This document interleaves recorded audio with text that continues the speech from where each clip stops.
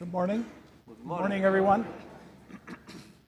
I wonder how many of you have ever seen that very delightful musical back in the 1950s called The King and I.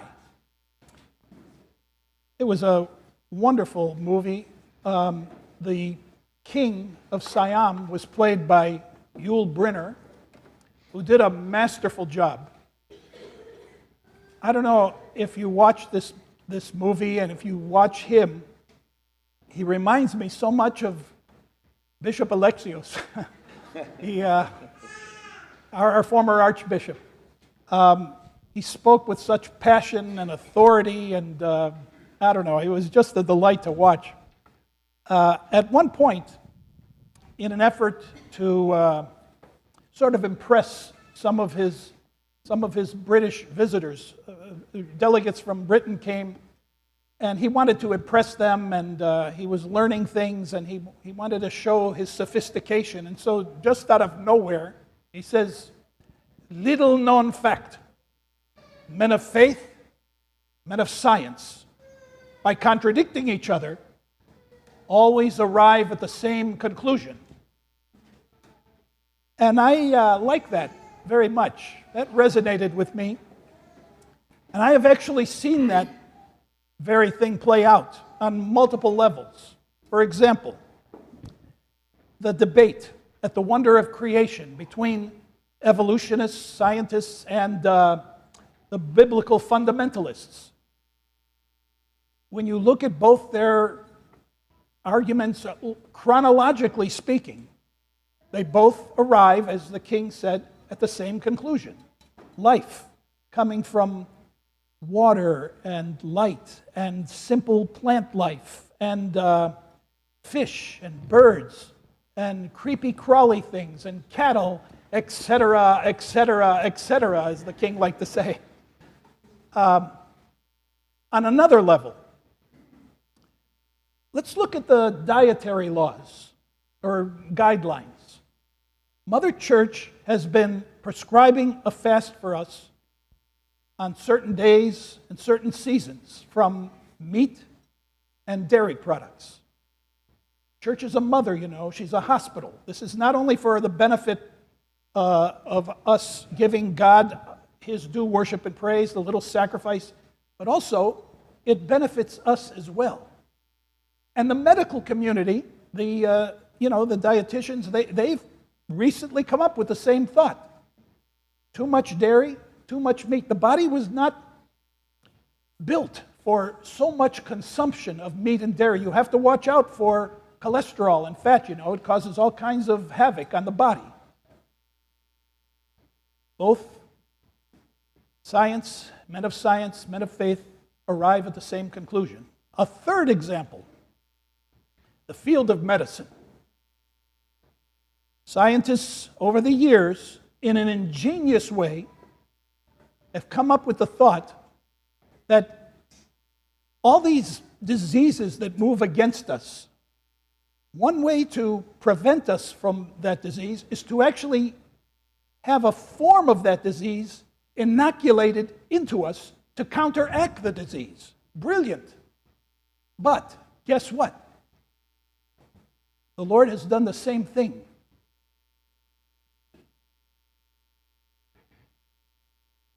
In a spiritual way, in a noetic way, in a mysterious way. He has done this very thing with the disease of sin and death. And I'd like to talk about that today. Today is the feast day of the exaltation of the Holy Cross. I've always had this nagging feeling that the cross, despite everything that has been written by it, all the theology, that we wear it all the time, hymns sung, prayers, all these things, despite all that the cross remains a bit of an abstract idea to us, a little vague. What is that? What has the cross actually done? And so today, I'd like to try to shed some light on the mystery of the cross.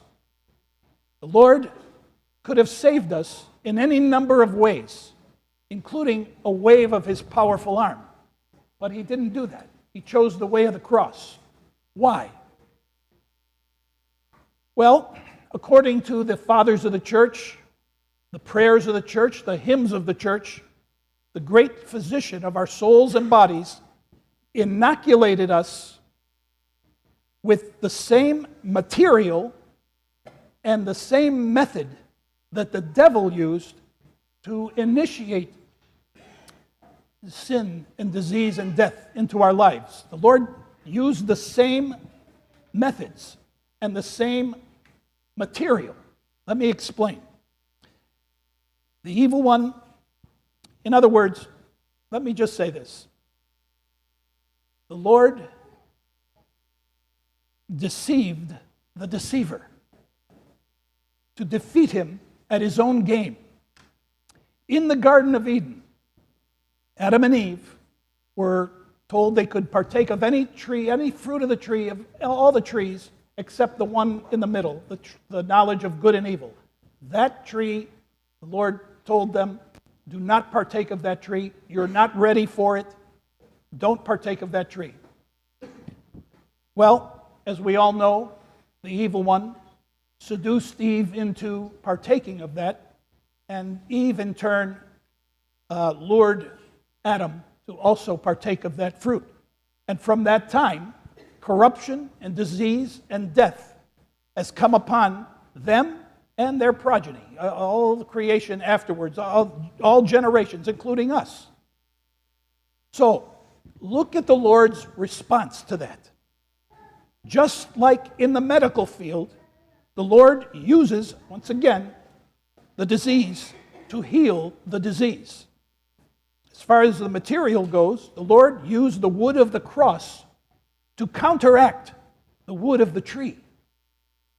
Not only that, to counteract the method used to bring down Adam and Eve and us, namely deception, the Lord used that same method, deception, to again deceive the deceiver. How? The devil was very curious about Jesus Christ. He wanted to know if he was truly the Son of God. And so, this is something that the Lord hid. He hid his divinity during his 3-year ministry. The devil wanted to know because he knew he could defeat man, but he knew he couldn't defeat divinity. So when he saw Jesus looking like a man, looking very ordinary, he did what he does to all of us. He tempted us in an effort, in this case, to find the identity of who this Jesus Christ was. In the wilderness, he tried to tempt the Lord. He used the formula, if you are the Son of God, do this. And if you are the Son of God, do that. But Jesus concealed his divinity. And then we read the devil, after 3 attempts in the wilderness, ended his temptations and departed from him. And then it says, until an opportune time. And that time came during the Lord's passion, in an offstage way and not a direct confrontation. Satan incited the Jews and provoked the Romans.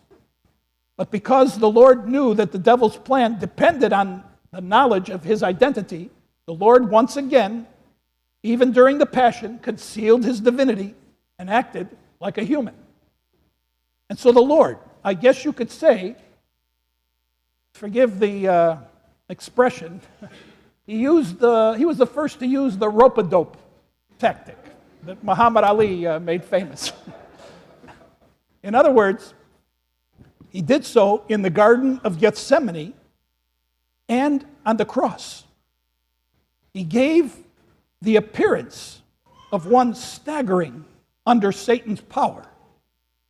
According to the fathers, when the Lord mounted his flesh on the cross, he was a trickster. He was like a fisherman. His flesh was the bait. His divinity was the hook. How did St. John Chrysostom put it on that inspired sermon that we hear every midnight liturgy at Pascha? Hell took a body and discovered God. It took earth and encountered heaven. It took what it saw and was overcome by what it did not see. Or what about one of the kneeling prayers at Pentecost? This is what it says, the third prayer. You descended into Hades and broke down its gates. And as for the prince of evil, that dragon of the deep, you hooked him. You hooked his snout. And you snared him with divinely wise bait, binding him in circles of darkness. Or as St. Maximus the Confessor said, just as the devil formerly baited man with the hope of divinity, so too the devil himself was baited with humanity and defeated by divinity. In other words, the Lord inoculated us with the same ways and means that the devil used on us to make us fall. Wood and deception. In a moment, friends, we are going to process around the church with the Holy Cross. But before you bend the knee and gaze upon it, I want you to think about the Lord's wisdom, the Lord's power, the Lord's economy. But let me offer one final thought before we continue with the cross. Our life in Christ, our goal, at least what it's supposed to be, as pious and Orthodox Christians, is to become like Christ. That's the goal. We are trying to grow in virtue according to the likeness of Christ. So, let's say what you're trying to acquire is a little more humility into your life.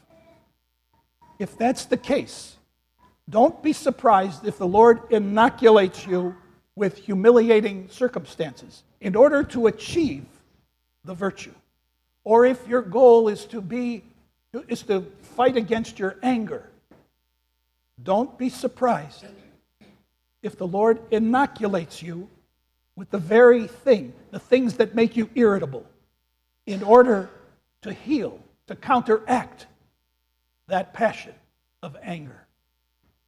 Don't just see things as, oh my gosh, this is happening now, and that woe is me, and self-pity and depression, and don't look at it like that. Think of it as the great architect of our salvation and the physician of our souls and bodies. He's inoculating us and healing us. He who has begun a good work in you will complete it until the day of Jesus Christ. God bless you today. Please join us in the prayer of the cross.